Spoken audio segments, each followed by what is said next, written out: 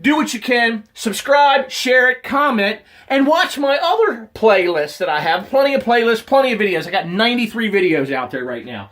So I appreciate you guys coming along. I do care. Don't hit the dislike button, hit the like button.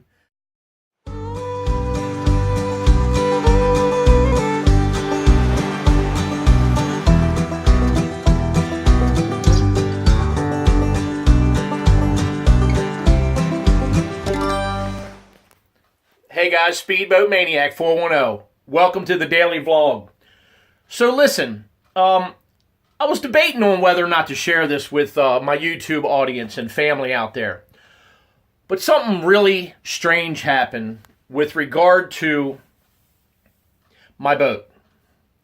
And what I'm speaking about exactly is, I haven't really made it like an announcement on my channel or whatever. Just over the past couple days, I put out a couple videos just kind of kidding around and joking. But boat ownership, if you're a blue-collar guy and you struggle from time to time to earn a living, it's a little much to own a boat. It just is. It costs a lot to have a speedboat and to maintain them, to own them, whether you finance them or whatever. So my boat's been for sale since about maybe July or August of 2017. So almost 7 or 8 months now it's been for sale. I've had a couple interesting bites on the boat. Some people that were just, talking and chit-chatting about the boat and things like that. But I had somebody send me an online message, from the ad forum. I'm not going to mention any names or whatever. I'm not promoting any certain ads or whatever. But this particular website, I've been, subscribed to for probably 8 or 9 years. I love this website. It's awesome for information and classifieds. It's awesome. It's incredible. So, just like anything, you get some crazy people. As if I'm not crazy. But I got this email, and it said, I'm interested in your boat, blah, blah, blah. It was a little odd. He said, he couldn't come look at the boat, blah, blah, blah, this, blah, blah, blah, that. So it was weird right away. And I'm like, I'm not even going to respond to the guy. Anybody who's looking to buy a boat for $50, $60, $70, $80, $100,000 is going to come look at the boat. But a lot of these people over the past 5 or 6 years, they're from Canada, California. They're talking about the tax going back to Canada and how much it's going to cost this and cost that. I'm like, whatever. You're either interested in the boat or you're not. There's hundreds of thousands of boats out there for sale. You're either seriously interested or not. When I was interested in my boat, I went and I flew out to California, spent 4 or 5 days out there goofing around, looking at LA, checking out all the Hollywood stuff and all that, and I looked at the boat. So I made a trip of it, decided I liked the boat on a sea trial, and I bought the boat. And then I went out to go get the boat. So you have to invest some time into purchasing a boat. So back to my story and what happened. So, and also the email address was kind of weird. It was like JJ something, blah, blah, blah, at blah, blah.com. Okay? The email address, it was weird. Now, let me back up a little bit also.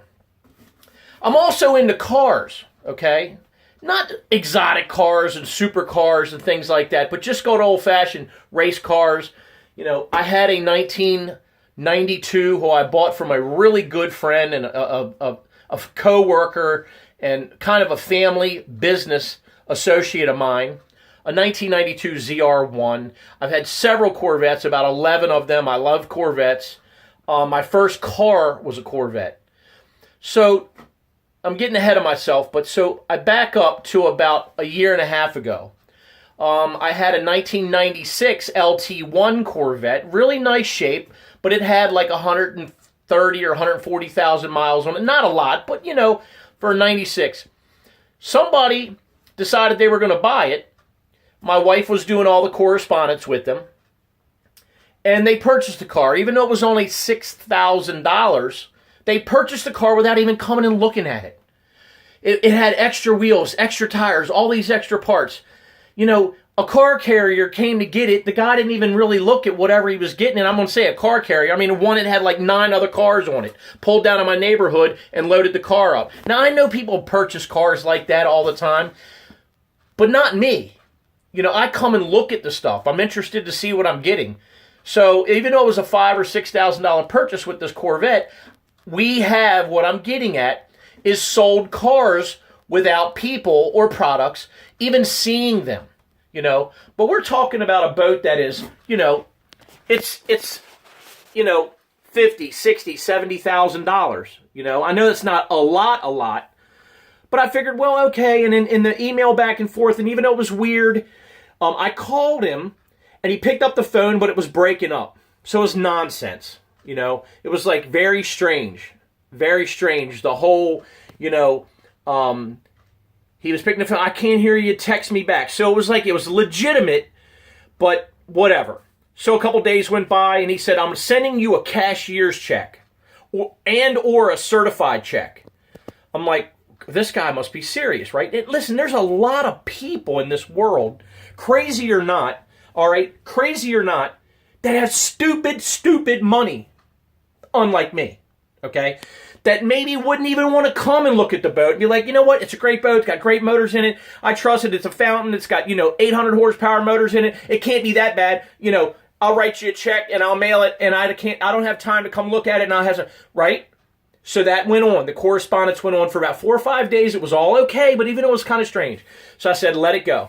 So I finally get a priority mail confirmation from the United States Post Office, from this gentleman, on my email and text messaging, right, to purchase the boat.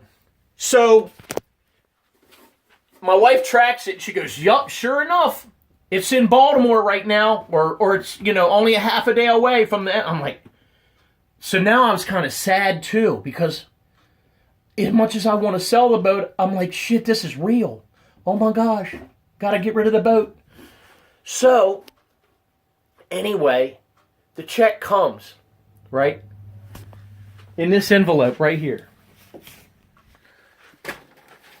I'm not going to show you all the details, but this priority envelope right here, right, comes in the mail.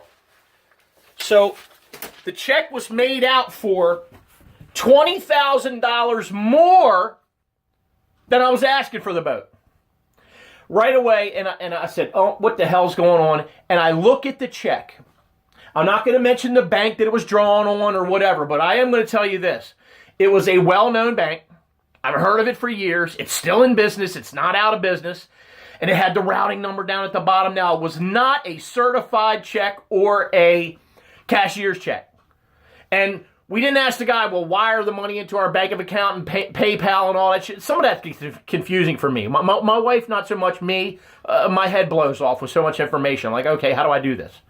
But I know it's possible. It's not a big deal. Just go to the bank, have them wire the money. Well, I wasn't doing that. He said he's going to send a certified or cashier's check. What do I have to be concerned about? So it comes for $20,000 more than the price I was asking.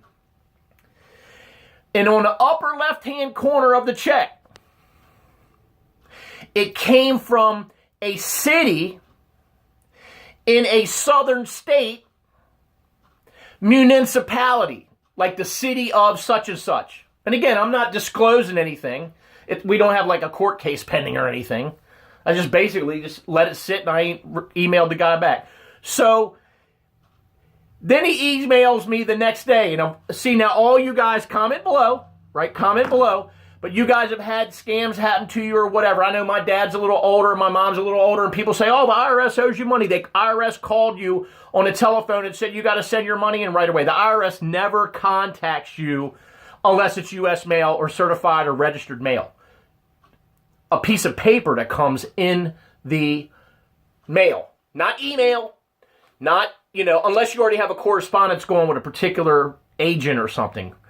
But all I'm saying is, you don't take phone calls from people going, yeah, you owe us money, send us in your checking account or your credit card. Okay? They get that with older people, but not exactly somewhat people that got somewhat of a half of a brain. I would think that I got half of a brain. sometimes. But I called the number, even though there was no phone number on the check for the city in the southern state that I'm speaking of. A municipality cut me a check for $20,000 more than my asking price. So I looked it up online, found the phone number. I picked the phone up. I called that city municipality. I said, my name is such and such. I got a check from you guys. I was selling a boat. I'm just wondering if your accounting department has record of this before I go up to the bank and cash it, but I doubt it very seriously. The lady said, let me have your check number, sir, and I'll check it for you, and I'll send you right up to the accounting department to such and such, and she'll help you. Well, I spoke to the lady who actually issues the checks at this municipality of city in the southern state that I'm speaking of, right?